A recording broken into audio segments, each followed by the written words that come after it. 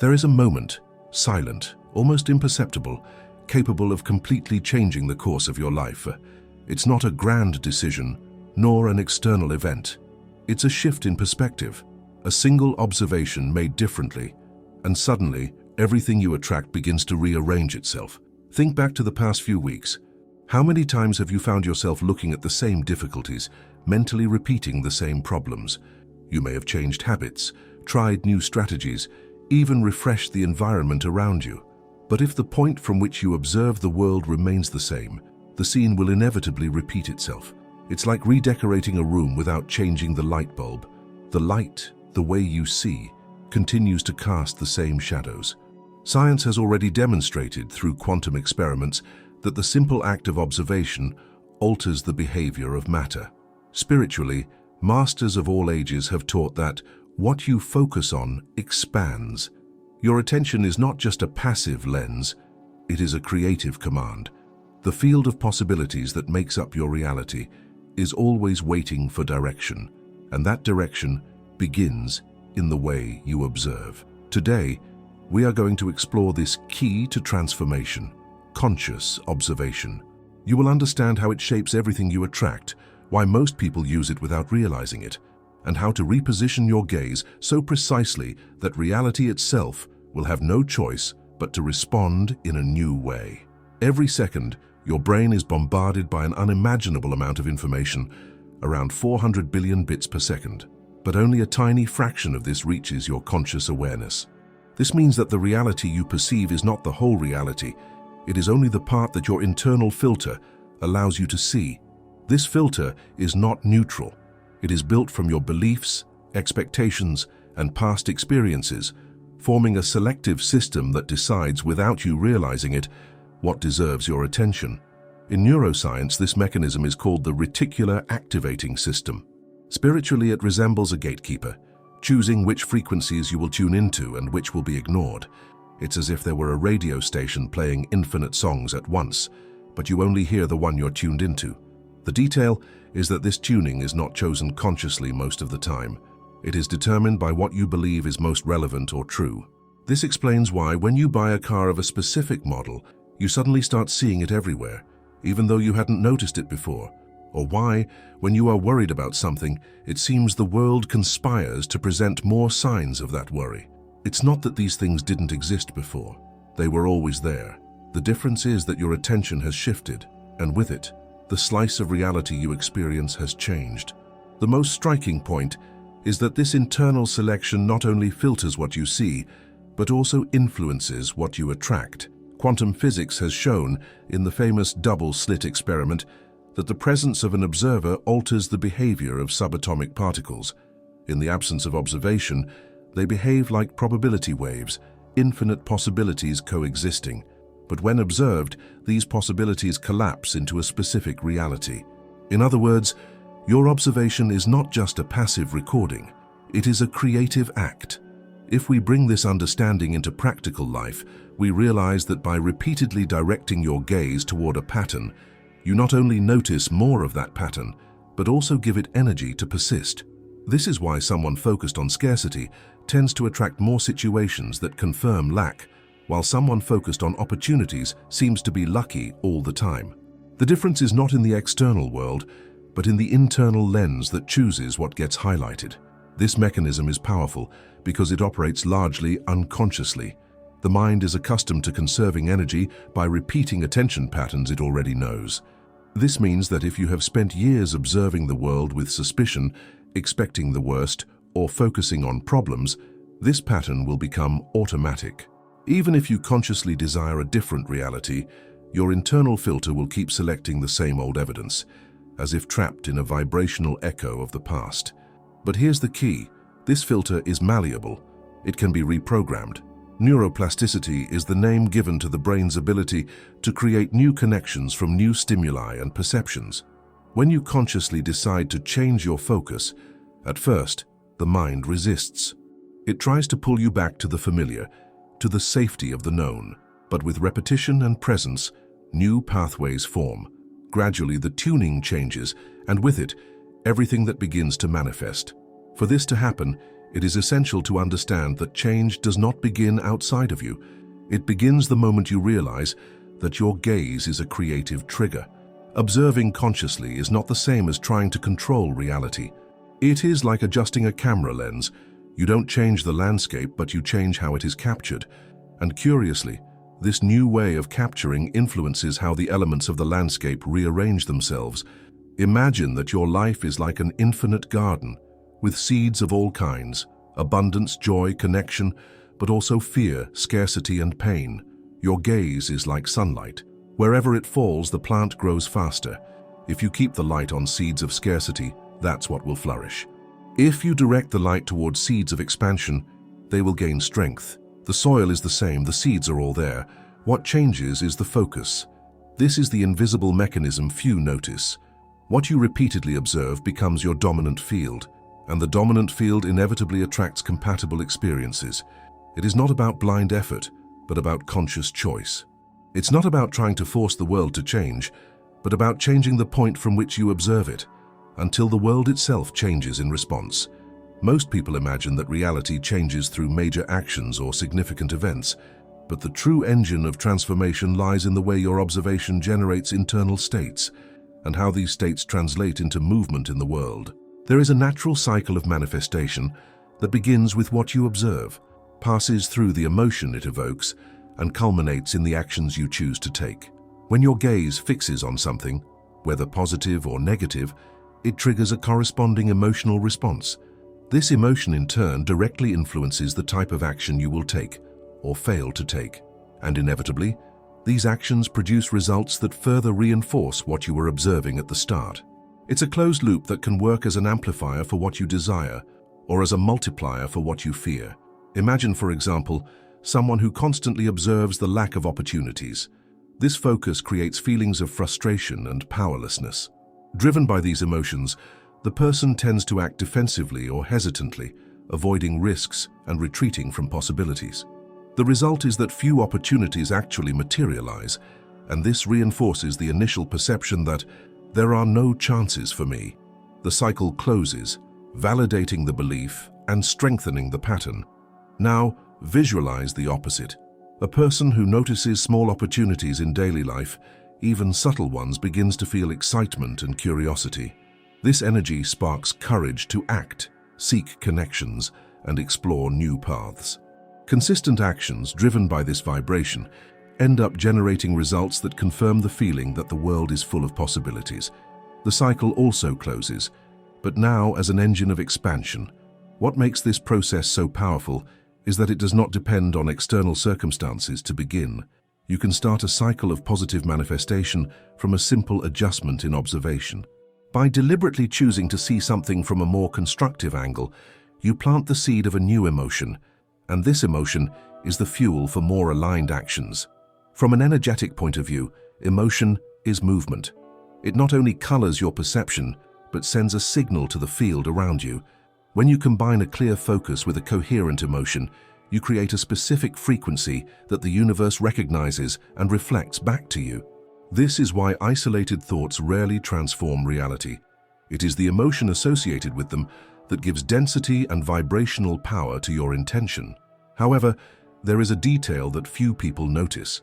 For the cycle to keep accelerating positively, your actions must be in harmony with what you observe and feel. If you focus on abundance and feel gratitude, but act like someone afraid of losing everything, the frequency breaks. Vibrational incoherence sends contradictory signals, and manifestation becomes slow or unstable. That is why the observation, emotion, action triad needs to function like a well-adjusted gear. A small misalignment can cause the energy to disperse, while precise alignment creates a field of attraction so strong that even unlikely situations begin to unfold in your favor. This is the essence of what many call synchronicity. When you observe consciously, feel coherently, and act congruently, the field responds with events that seem coincidental, but are, in fact, responses to the pattern you have sustained. It's as if reality were constantly rearranging the pieces to match the music you are playing internally. The key to accelerating this cycle is not to intensify physical effort, but to increase the clarity and consistency of your internal state. If you hold your focus for a few minutes, and then return to the old pattern, the field does not have enough time to reorganize the circumstances around you. It's like planting a seed and then pulling it out the next day to see if it has sprouted. On the other hand, when you choose a point of observation aligned with what you desire, sustain the corresponding emotion and act accordingly, even in small ways, you create vibrational continuity. This continuity is what transforms small actions into consistent results and eventually into structural changes in your life. It's not about living in denial or ignoring difficulties. The practice is to recognize what exists, but choose to nurture what is constructive and expansive. It is possible to look at a challenge and see in it a lesson or a hidden opportunity. It is possible to feel gratitude even while working to change something. And it is possible to act in alignment with what you want, even if external evidence has not yet confirmed the change. The cycle of accelerated manifestation does not require perfection, but presence. Every moment you return to your point of conscious observation is like turning the gear one more time, increasing the strength and speed with which reality responds. Over time, this practice ceases to be a deliberate effort and becomes a natural state. You begin to live in a flow where observing, feeling, and acting in alignment is as automatic as breathing. And it is at this point that life begins to feel not only easier, but almost magical. No matter how much is said about attracting what you want or thinking positively, there is something deeper determining what actually comes to you. The set of beliefs that shapes your point of observation. They work like an invisible filter, adjusting not only what you perceive but also what is possible for you. And, most intriguingly, these beliefs are rarely chosen consciously. Most were absorbed in childhood, inherited from family conversations, significant experiences, and cultural patterns repeated for generations. Think about how someone who grew up hearing money is hard to earn tends to interpret the world. This type of belief not only limits the opportunities this person perceives, but also influences the way they react to them. A partnership proposal may be viewed with suspicion. A chance to invest in oneself is immediately dismissed as too risky. The filter is already programmed to confirm the scarcity narrative.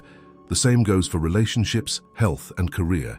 If the internal story says, "People always abandon me," every sign of distancing will be magnified. Small communication failures become indisputable evidence that the prophecy will come true. The point of observation in this case is not neutral. It already expects loss, and by expecting it, it attracts it. These barriers are treacherous because, to those who carry them, they seem like absolute truths. The person doesn't think, "I believe this is how it is." They think, "This is how the world works." This fusion between belief and reality creates a kind of vibrational prison. Even when different situations arise, the interpretation is still made through the same lens, and the experience repeats itself. But there is a breaking point. It happens when you realize that you are the observer and not the belief. When you become aware that your internal stories are only mental constructs, not the immutable essence of reality. This awareness creates space for choice, and it is this choice that begins to dissolve the invisible walls. Breaking these barriers is not about forcing yourself to believe the opposite of what you've always believed. This often generates internal resistance. The most powerful path is that of conscious curiosity. Instead of trying to destroy a belief, you observe it, you question it, you ask yourself, "Is this the only way to see this situation? What else could be true here?" These questions act like small cracks in the mental wall, allowing new light to enter. When you challenge a crystallized point of observation, something changes in your energy. It's as if for an instant you slipped out of the old story and looked at life from a higher vantage point. From this vantage point, new possibilities become visible, not because they appeared out of nowhere, but because they had always been there, waiting for your gaze to be ready to recognize them. A simple example: someone who sees themselves as not creative may spend years ignoring latent skills. An idea arises but is dismissed before even being explored. An invitation to take part in something new is automatically declined. But on the day this person decides to observe themselves with more openness, they may notice that creativity already exists in how they solve problems, organize their day, or care for those around them. This new observation is enough to plant a seed, and when watered, it begins to transform not only self-image, but also the experiences one attracts. Limiting beliefs don't need to be eliminated all at once. The most important thing is to reduce the power they have over your point of observation. The less you identify with them, the freer you become to tune into different frequencies. And as your gaze expands, the very field of possibilities begins to respond, offering situations that confirm the new point of view. This process is an act of internal alchemy. You are not merely replacing an old narrative with a more pleasant one. You are dissolving the structure that kept that narrative alive. This requires presence, because the mind tends to want to return to the known. It seeks safety in the familiar, even if the familiar is limiting. Every time you choose to observe in a more expansive way, you are reprogramming your perception system. And this reprogramming is not just mental, it is vibrational. What you begin to emit, consciously or unconsciously, changes. And what you emit is the foundation of what you attract. At the core, what keeps invisible barriers standing is not reality, but the habit of always looking in the same direction. And when you decide to change the angle even slightly, you make room for everything around you to reorganize. It's not an instant process, but each conscious observation is like a precise blow to the old structure. Over time, it yields. And when it does, you realize you were never truly trapped. You were just looking out the wrong window. The greatest illusion that keeps so many people trapped in repetitive realities is believing that opportunities are rare events, almost miracles reserved for a select few. The truth is they are always present, circulating around you like invisible waves. But to perceive them, you must adjust your point of observation. Otherwise, life will continue to seem limited, even if extraordinary possibilities are just steps away. This perception begins in the state of presence. The mind, when distracted by the past or the future, misses the subtle signals that the present moment sends. It's like trying to tune into a radio station while the volume is turned down and there's noise all around. The signals exist, but aren't picked up because attention is occupied elsewhere. Being present is like cleaning the glass of a window. Suddenly, what was there all along is revealed. The sensitivity to spot opportunities doesn't come from a tense or anxious posture, but from relaxed, curious attention. When you observe life with genuine interest, without rushing to judge or label, you begin to notice nuances that once went unnoticed. A sentence spoken by someone might hold the key to a new path. A setback might prove to be a necessary redirection. A casual encounter might be the start of a transformative partnership. What differentiates those who live in constant discovery from those who remain in the same place is not luck, but the way each interprets events. For one person, a trivial conversation is just that. For another, it's fertile ground for ideas, connections, and clues about the next step. And this difference is born from the practice of observation. By refining your gaze, you start to notice meaningful patterns and repetitions. Life rarely sends signals only once. It repeats them until they're noticed. It's as if it were saying, "Look closer, there's something here for you." However, if your focus is trapped in the same internal narratives, these signals may go unnoticed or be interpreted as meaningless coincidences. Another key point is to understand that opportunities don't always arrive in the form you expect. Often, they come disguised as challenges. An unexpected change of plans may open space for something much better than anticipated. An apparent loss may actually be the necessary release for something more aligned to enter your life. This kind of perception requires flexibility. Instead of clinging to what should have happened, you open yourself to asking, "What is this trying to show me?" This question is powerful because it shifts the focus from resistance to curiosity. Instead of getting stuck fighting against what happened, you position yourself to receive the message that situation carries. And when you move into this receptive posture, the field around you begins to rearrange the pieces in a favorable way. Gratitude also plays an essential role in this adjustment of perception. By recognizing and valuing what already exists, you train your internal system to identify more of the same.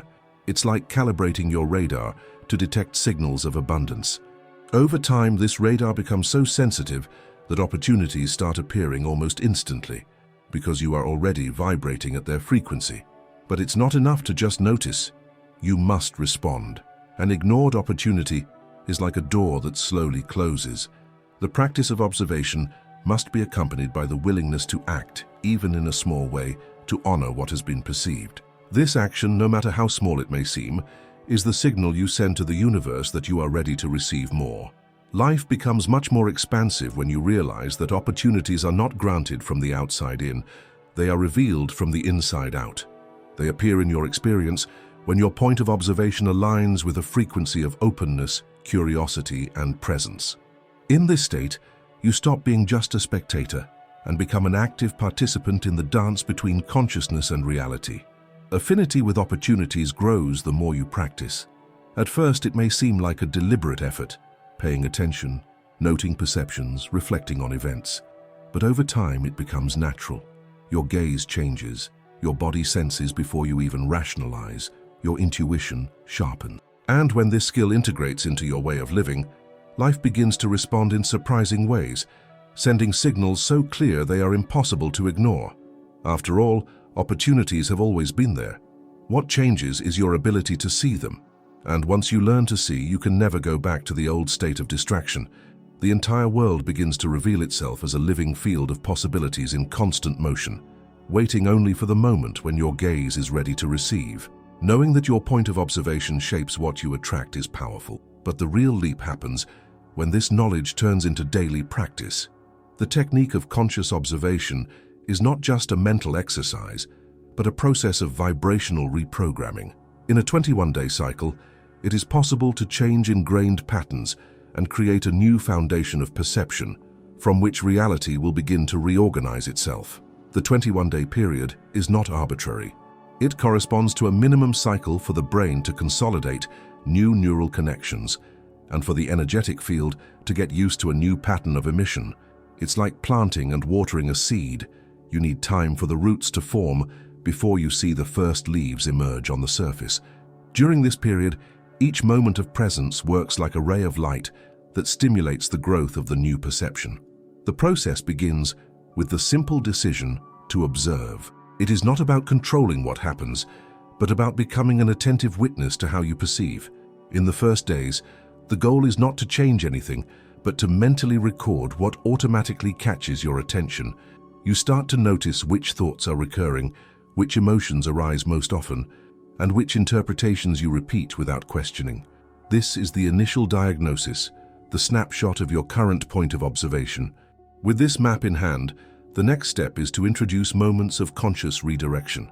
Whenever you notice you are fixed on something you do not wish to amplify, you interrupt the flow and choose another point to sustain. It is not a denial of what exists, but a repositioning. For example, if you find yourself stuck in frustration over a delay, you can redirect to the perception that this extra time gives you the chance to breathe, reflect, or adjust something that might have gone unnoticed. This redirection, repeated consistently, begins to reconfigure the way your system filters reality. Gradually, what once seemed like an automatic reaction becomes a choice, and it is in this space of choice that the field begins to respond differently. When observation changes, emotion changes.